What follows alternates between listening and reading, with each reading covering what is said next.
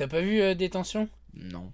Alors Détention, c'est un film de comédie d'horreur un peu teenage, un peu dans le même esprit que Happy Death Day au niveau teenage, etc. Mais qui est sorti il y a quelques années déjà, il y a environ 6 ans, 6-7 ans, à peu près à la même période que Cabin in the Hood, dont j'ai déjà parlé aussi, et en gros qui prend comme principe des étudiants dans un lycée qui se retrouvent en détention, comme ils disent aux États-Unis, detention, c'est-à-dire en fait en colle, tout simplement, en salle de permanence parce qu'ils ont été collés, parce qu'ils ont fait une bêtise ou quoi que ce soit. Donc c'est plus ou moins, ça va, franchement, honnêtement, ils sont légers au niveau stéréotype, mais c'est plus ou moins un peu des stéréotypes, entre guillemets, qui se retrouvent enfermés dans une salle de colle, et en fait, qui ont à faire face à un tueur en série, un slasher un peu, et en fait, du coup, qui donc doivent s'en sortir tout en étant en salle de détention et dans le bahut de manière plus générale. Je vais pas rentrer dans les spoilers parce que là, comme ça, dit comme ça, on se dit ouais, c'est un banal film de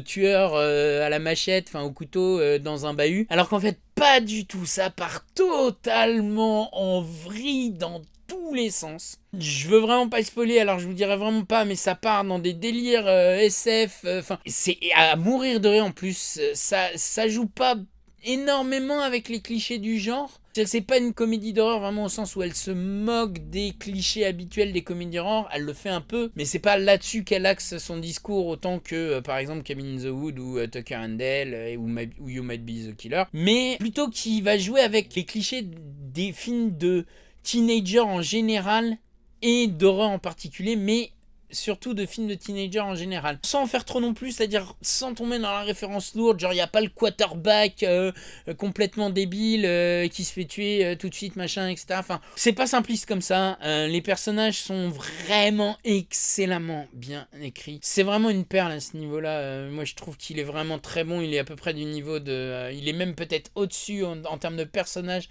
que Cabin in the Wood pour moi. L'intrigue est marrante, intéressante. Il y a un côté, c'est de trouver qui est le tueur, donc moi j'aime bien ça en général dans les films, surtout quand c'est bien fait. Là c'est pas trop mal foutu, il y a quelques indices, mais dans l'ensemble lors d'un premier visionnage on peut passer à côté. Je me rappelle même plus si au premier visionnage il me semble que j'étais passé à côté, mais en tout cas après en le revoyant, effectivement il y a des indications qui permettent quand même de savoir qui est le tueur, mais dans l'ensemble on se laisse vraiment prendre par l'histoire, par les rapports entre les personnages, par le côté complètement loufoque. Je veux dire, l'héroïne elle commence le film, elle a un pied dans le plâtre. Elle est complètement gauche au sens de maladroite. Elle arrête pas d'avoir des galères en fait. C'est genre la meuf qui a pas de chance. D'ailleurs c'est marrant, le film commence en pseudo-introduction d'une bimbo qui a que de la chance dans sa vie, et après c'est l'introduction au contraire de l'héroïne qui elle a pas de chance du tout et dit plus ou moins peu ou prou le contraire de ce que vient de dire la bimbo juste avant. C'est assez drôle ça au niveau de l'introduction. Et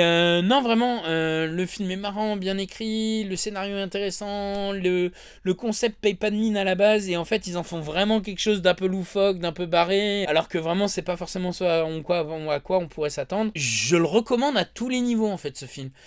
Plus je suis en train de vous en parler, plus je me rends compte que je l'ai apprécié. C'est-à-dire que typiquement, je vous parle de films que je découvre un peu de façon aléatoire dans les tapes à vue, de films qui sont pas forcément toujours hyper connus. Donc en fait, en général, je les regarde et puis j'essaye de faire une critique très rapidement après les avoir vus pour avoir bien le film en tête, etc. Pas avoir forcément besoin de le regarder une deuxième fois juste avant de faire la critique, etc. Celui-là, je l'avais vu il y a vraiment 2-3 mois maximum. Je l'avais découvert il y a 2-3 mois maximum. Enfin, redécouvert, je savais qu'il était sorti à l'époque, mais j'avais pas voulu le regarder bizarrement à l'époque. Donc là, je l'ai regardé il y a 2-3 mois, et pourtant là, pour faire cet épisode, j'ai quand même re-regardé le film tellement j'ai kiffé. Donc vraiment, pour moi, c'est au moins du niveau de la Cabin in the Wood ou de Tucker and Dale. C'est entre les deux, je dirais. C'est un bon 8,5-9 quoi. Ça se laisse vraiment agréablement regarder, surtout si vous êtes fan de slasher, de comédie d'horreur, et puis un peu quand même de comédie étudiante, même si moi personnellement tous les trucs genre American Pie, etc., c'est pas du tout mon délire, mais là je trouve que ça passe nickel chrome, il n'y a aucun problème. Voilà, je vous le conseille vraiment, il est vraiment bien